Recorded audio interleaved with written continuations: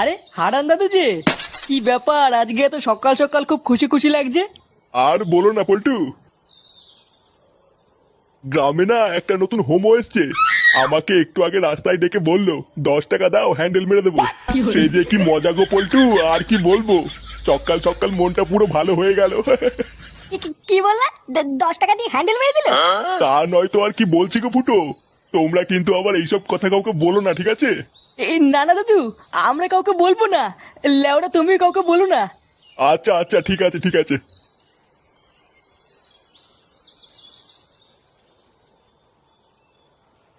বাড়া কি বলে গেল? গ্রামে একটা নতুন হোমো এসছে, 10 টাকা দিয়ে হ্যান্ডেল মেরে দিল? পল্টুদা, এটা ফুটো শালার কাজ না তো? আমারও তো মারা তাই মনে হচ্ছে রে।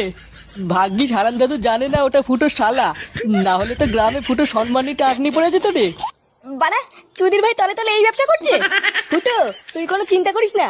তোর শালাকে এই গ্রামে কেউ চেনে না, কোনো সমস্যা হবে না। হ্যাঁ, তুই কোনো চিন্তা করিস না। চল মদনের দোকান থেকে চা খেয়ে আসি।